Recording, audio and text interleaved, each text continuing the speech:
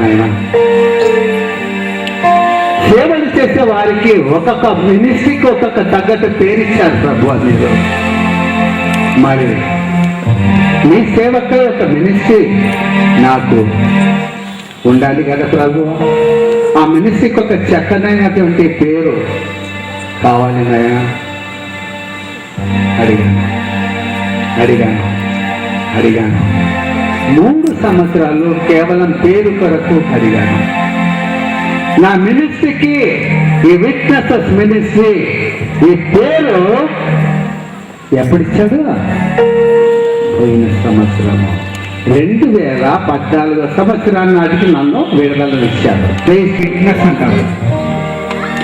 Witness కి తెలుగులో ఏమంటారు?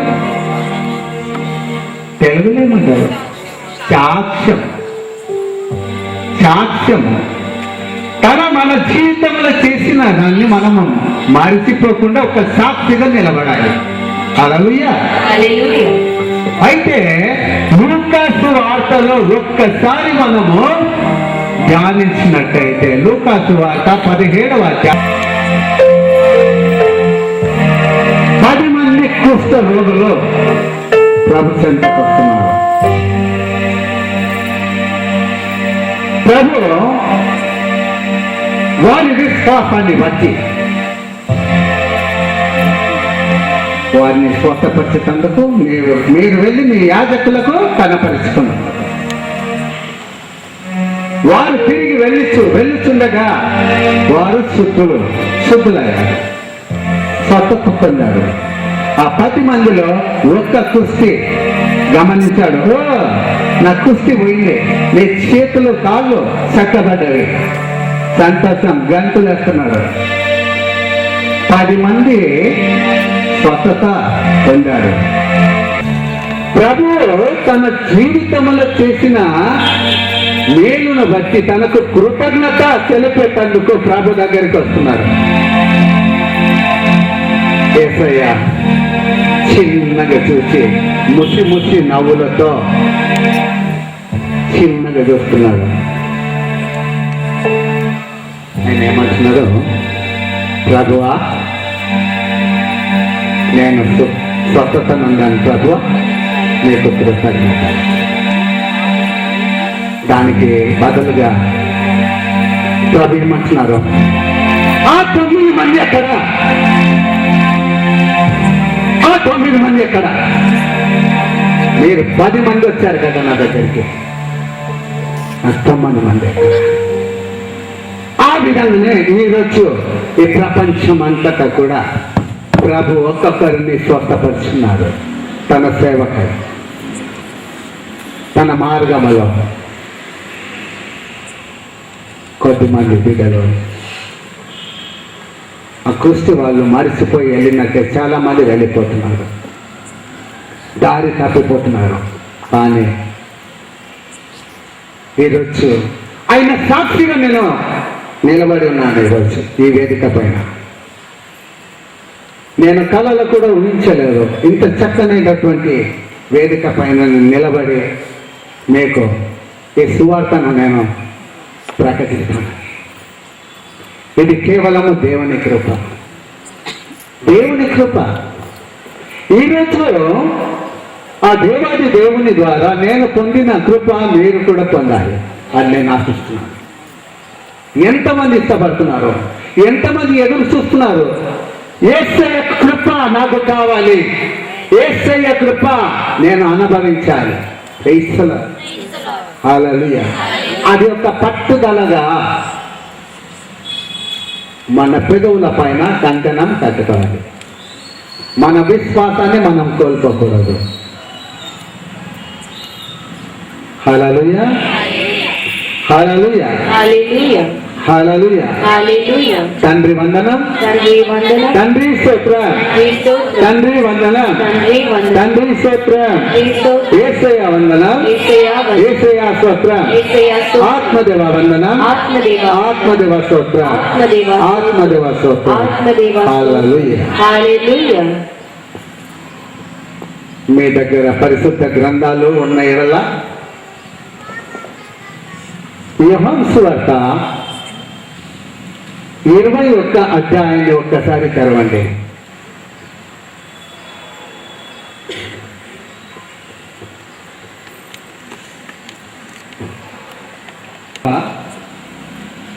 ఇరవై ఒక్క అధ్యాయంలో 15-16 వచనాలు చక్కగా వాక్యాన్ని విని ఆ వాక్యాన్ని ధ్యానించగలరు. దయచేసి మీ అందరికీ ఒక విన్నపము, వాక్యం వినేటప్పుడు వినుట మట్టుకైతే సరిపోదు, వాక్యాన్ని విని ధ్యానించాలి.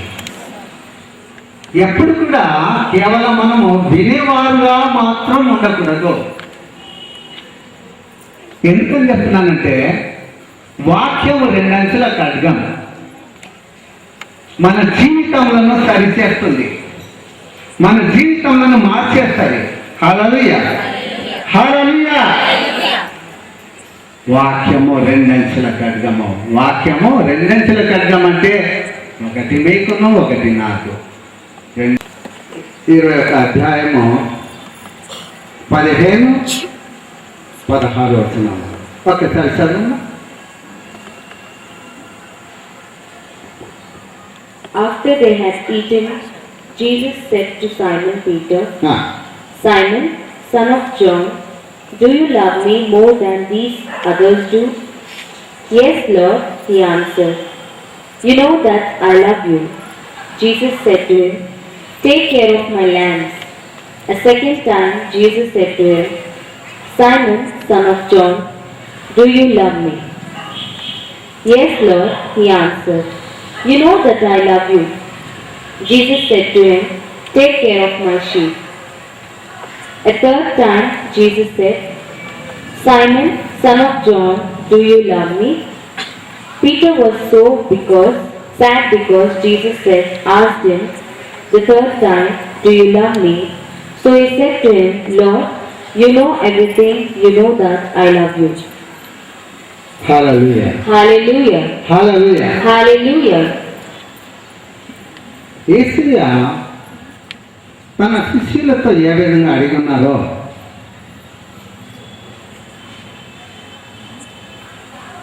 వారు భుజించిన పిమ్మట యేసు సీమోను పేతురుతో, యోహాను పుత్రుడవైన సీమోను, వీరందరికంటే నీవు నన్ను ఎక్కువగా ప్రేమించుచున్నావా అన్నాడు. దానికి సమాధానం ఏమంటున్నాడు? అందుకు పేతురు, అవును ప్రభువా, నేను నిన్ను ప్రేమించుచున్నాను అని నీవు ఎరుగుదువు అని సమాధానం ఇచ్చింది. అప్పుడు యేసు, నీవు నా గొర్రె పిల్లలను మేపము అని చెప్పాను. యోహాను పుత్రుడవైన సీమోను, నీవు నన్ను ప్రేమించుచున్నావా అని యేసు 2వ పర్యాయము అతనిని అడిగాను. అవును ప్రభువా, నేను నిన్ను ప్రేమించుచున్నాను అని నీవు ఎరుగుదువు అని పేతురు బదులు చెప్పాను. యోహాను పుత్రుడవైన సీమోను, నీవు నన్ను ప్రేమించుచున్నావా అని 3వ పర్యాయము యేసు అతనిని అడిగాను. నీవు నన్ను ప్రేమించుచున్నావా అని యేసు 3వ పర్యాయము అడిగినందున పేతురు మనసు నచ్చుకొని, ప్రభువా, నీకు అంతయు తెలియను, నేను నిన్ను ప్రేమించుచున్నానని నీవు ఎరగదు అనెను. అప్పుడు యేసు, నా గొర్రెలను మేపము అనెను. హల్లెలూయా. యేసయ్య పేతురుతో 3 సార్లు అడిగినట్టే ఈరోజు నీతో నాతో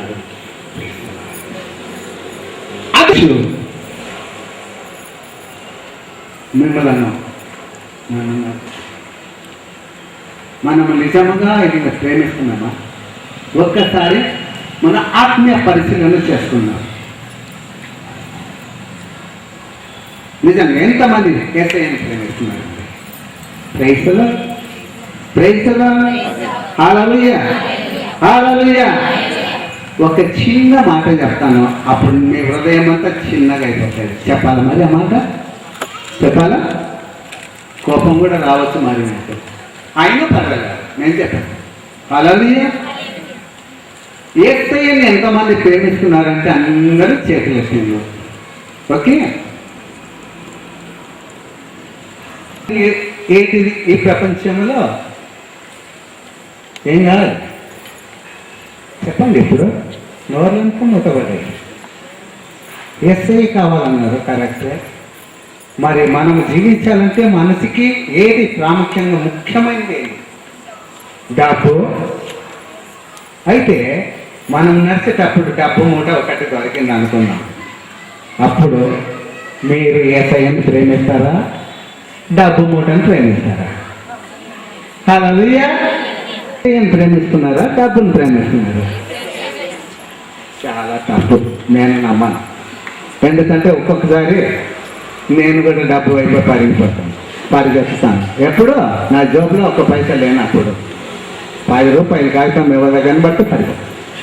హల్లెలూయా. ఆ రోజు పేతురుని అడిగినట్టే ఈరోజు ఒక సవాలు వేసింది ప్రభు మనందరి మధ్యలో. సరే, యేసయ్యని ప్రేమించినాం అని మీరందరూ చెప్పిన మాటను బట్టి నేను ఎంతో సంతోషిస్తున్నాను. హల్లెలూయా. ఎందుకని ఆయనను ప్రేమించవలసి వచ్చింది మనకు? మనం ఆయనను ఎందుకు ప్రేమిస్తున్నాం? మరి 3వ అధ్యాయము 16వ వచనం ఒక్కసారి ధ్యానించండి. Johne's gospel 3rd chapter 16 verses. Hallelujah. For God loved so that everyone who believes in him may not die but have eternal life. Hallelujah. Hallelujah. ఎంతమందికి ఈ వాక్యం విన్నరా అమ్మా? ఇక్కడ అందరూ స్కూల్లో మూగవారం చిన్న డౌట్ వచ్చింది. ఆవిడ సిస్టర్ గారు చేయి ఊపుతున్నారు. సిస్టర్, మీ గురించి నేను ప్రార్థన చేస్తాను, రేపటి నుంచి మీరు మాట్లాడతారు. Praise the Lord. Hallelujah. Hallelujah. Hallelujah. తండ్రి దేవుడు లోకాన్ని ఎంతగానో ప్రేమిస్తున్నాడు, ప్రేమిస్తూనే ఉన్నాడు. ఎన్నడూ కూడా మారని దేవుడు. నిన్న నేడు రేపు నిరంతరము.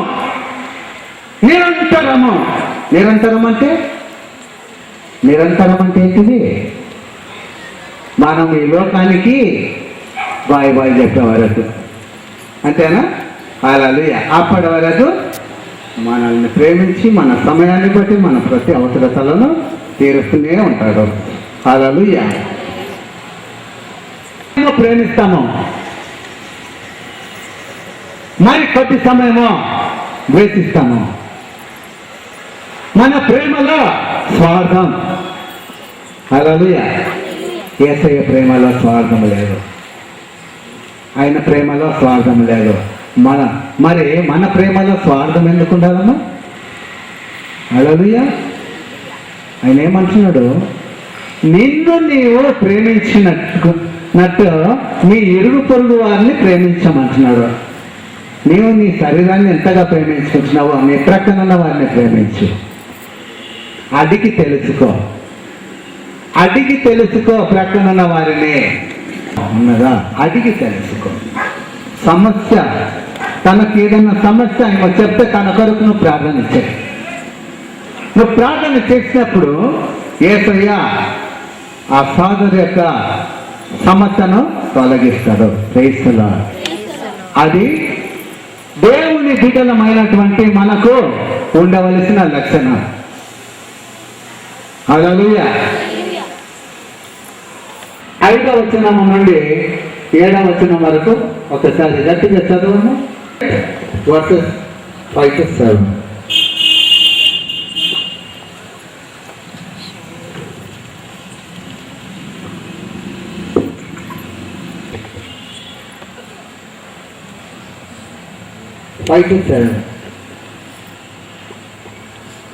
Those who live as their human nature tells them to have their minds controlled by what human nature wants. Those who live as the Spirit tells them to have their minds controlled by what the Spirit wants. To be controlled by human nature results in death. To be controlled by the Spirit results in life and peace. లేక 8వ అధ్యాయము వచనములో 5 నుండి 7 వరకు. ఏలన శరీరమును అనుసరించి జీవించువారు శరీరము ఏమి కోరునో వానికే తమ మనసులను అర్పింతురు. ఆత్మానుసారులైన వారు ఆత్మ ఏమి కోరునో వానికే తమ మనసును అర్పింతురు. శారీరక వాంఛలో మరణమునకు దారి తీయును, అత్యేక వాంఛలో జీవమునకు శాంతికి దారి తీయును. ఏలన శరీరలపై నెలకొని నా మనసు దేవుని శత్రువు. హల్లెలూయా, హల్లెలూయా. దేవుణ్ణి ప్రేమిస్తున్నామని గట్టిగా చెప్తున్నాను కదా. ఆత్మకు సంబంధమైనటువంటి కార్యములు మనం చేస్తున్నామా? దేవుణ్ణి ప్రేమిస్తున్నాము, దేవుని సేవకులమని చెప్పుకుంటాం. మనము ఆత్మ ఫలములతో మనము నింపబడిన వారమై జీవిస్తున్నామా? ఒక రోజుకి మనం ఎంతమందిని ప్రేమిస్తున్నామో, ఎంతమంది హృదయాన్ని సంతోషపరుస్తున్నామో ఒక్కసారి ధ్యానించు. కేవలము చెప్పుడు మట్టికే. ప్రేమ కాదు. ప్రేమ అంటే ప్రేమ కాదు, దోమ అంటారు. హల్లెలూయా. నాకన్నా ప్రేమ, మనము చూపించేదంతా నాకన్నా ప్రేమ. యేసయ్య దగ్గర మనము చాలా మట్టుకు నేర్చుకోవలసిన విషయం చాలా ఉంది, ఇంకా చాలా ఉంది. వాక్యాలు వింటుంటాము, మన జీవితంలో సరిచేసే వాక్యాన్ని విని దాన్ని మనము ధ్యానించకుండా ఆ వాక్యాన్ని వదిలిపెట్టేస్తుంటాము. ఒక చెవు నుండి వాక్యం వినాలి, మరో చెవు నుండి వదిలిపెట్టాలి. మరో సంగతి జరుగుతున్నా, ఇంకొక చిన్న ఉదాహరణ చెప్పాలి. ఆ ఉదాహరణ అయితే వాక్యం ఒక చెవు ద్వారా విని ఒక చెవు ద్వారా వారిని పెడుతున్నాము అన్నది. ఆ సంఘటన ఈరోజు మీరు తెలుసుకోవాలి. వాక్యాన్ని విన్నంతసేపు వింటారు. వాక్యాన్ని విని మా వాక్యం ముఖ్యంగానే లేచి దాన్ని దొలుపుతారు. ఇక్కడే ఎందుకు? ఇక్కడ వాక్యాన్ని విన్నారు, ఇక్కడే దొలిపేసిపోతారు. క్రైస్తవులు తెలుసా మరి ఏ విధంగా దొరుకుతున్నారు? క్రైస్తవులు హల్లెలూయా, హల్లెలూయా. కింద కూర్చుని నీళ్ళపైన కూర్చున్న వారైనా సరే, కుర్చీల పైన కూర్చొని వాక్యం విన్న వారైనా సరే, వాక్యం పూర్తిగా విని వాక్యం ముగిసినప్పుడు నెవ్వగానే దొరుకుతారు. క్రైస్తవులు ఎట్లా దొరుకుతారు? క్రైస్తవులు. అది కాదమ్మా, అమూల్యమైనటువంటి వాక్యాన్ని మీ హృదయం అనే లాకర్లో భద్రపరచండి. దేవునికి ఇష్టమైన బిడ్డల వల్లే జీవించండి. ఆత్మ ఫలములతో నింపబడిన వారమై జీవించాలి. ఎందుకన్నా మానవుని జీవితము దేంతో సమానము? గడ్డి పొలకతో సమానం. ఒక చిన్న పుష్పము పూస్తుంది. మనము లేఖనంలో చూసినట్టయితే స్పష్టంగా మనకు అర్థమవుతుంది. కీర్తనకారుడు 103వ కీర్తన 15-16 వచనం ఒక్కసారి చదివి ధ్యానించాము. గట్టిగా చదవమ్మా. 15 and 16 వర్సెస్ గట్టిగా చదవండి. మానవుని జీవితాన్ని కొరకు. As for us, our life is like grass. We grow and flourish like a wild flower. Then the wind blows on it and it is gone. No one sees it again. Amen.